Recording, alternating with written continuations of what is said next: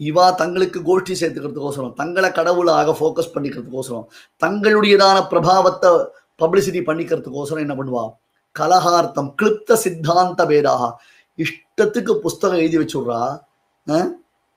பிரலபன முகபேதான் பாட்டயந்தி பிரகல்பாக பிரபந்தான்னு உத்தமர் சுவாமியுடைய பாட்டம். என்ன ஒளறல், என்ன அபத்தம், என்ன முட்டாள்தனம்.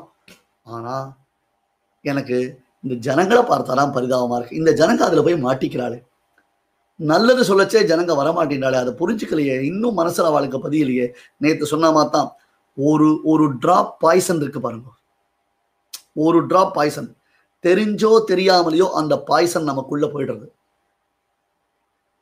கண்ணு சொருகிக்கிறது, வாய் கோணிக்கிறது, நுர தள்ளுறது, கை காலெல்லாம் கோணிக்கிறது, இழுத்துக்கிறது, நடக்க முடியல, நிக்க முடியலன்னா அவசர அவசரமா அள்ளி போட்டுட்டு ஆம்புலன்ஸ்ல எடுத்துட்டு போய் ஆஸ்பத்திரியில் அட்மிட் பண்றான். எல்லா துவாரத்திலையும் டியூப் போட்டு சொருகி மருந்து ஏத்தா, வேகமா சிகிச்சை பண்றா. நாம பரபரப்பா டாக்டர் கிட்ட போய் கேட்கிறோம், சுவாமி என்னாச்சு அவருக்கு, என்னன்னு? வெயிட் பண்ணுங்க சார், 48 மணி நேரம் கழிச்சுதான் சொல்ல முடியுங்க. என்ன சார் இப்படி சொல்லிட்டீங்க?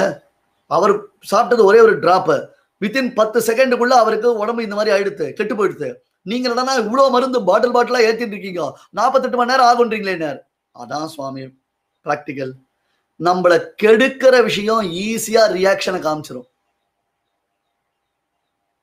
நம்ம மைண்டை டிஸ்டர்ப் பண்றதான விஷயம் இருக்கு, அது நம்மள ஈஸியா ரியாக்ட் பண்ணிடும். ஒரு டிராப் விஷம் நம்ம உடம்புல ஈஸியான ரியாக்ஷனை கொடுத்துருது, ரத்தத்துல கலந்துருது. ஆனால் அதை கியூர் பண்றதுக்கு நாம மருந்து சாப்பிடணும் பாருங்க, அது வேலை செய்யறதுக்கு நிறைய டைம் எடுக்கும். இன்ஃபேக்ட் 48 மணி நேரம் கழிச்சு அவர் பழைக்க மாட்டாரா தெரியாது. ஒண்ணு.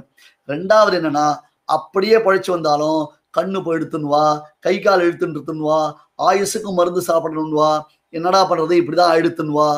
அந்த இம்பாக்ட் இருக்கு பாருங்க, விபரீதமான ஒரு அந்த விஷம் நமக்கு கொடுத்த இம்பாக்ட, அதுல இருந்து நம்மளை கியூர் பண்ணக்கூடிய மருந்து அவ்வளவு சீக்கிரம் பண்ண முடியல. ஒழுக்கக்கூடிய வைரஸை ஈஸியா கண்டுபிடிச்சுட்டான், அந்த வைரஸை அழிக்கக்கூடிய மருந்த இன்னும் சரியா கண்டுபிடிக்க முடியல. கேட்கறதுக்கு முன்னாடி நாம எதெல்லாமோ தெரிஞ்சுட்டோம், அதெல்லாம் சாதாரண விஷம் இல்ல, பயங்கர பாய்சன். அதெல்லாம் நம்மள ரியாக்ட் பண்ணிட்டு இருக்கு. இப்ப இத கேட்கும் பொழுது இதுல இருந்து நாம எப்படி மீண்டு வருதுன்னு தெரியாமல் ரொம்ப கன்ஃபியூஷன்ல இருக்கும், ஊஞ்சலாடின்னு இருக்கும். கேட்டா புரியாது, கேட்கத்தான் புரியும். படிச்சா புரியாது, ஆனால் படிச்சுட்டே இருந்தால் தான் புரியும்.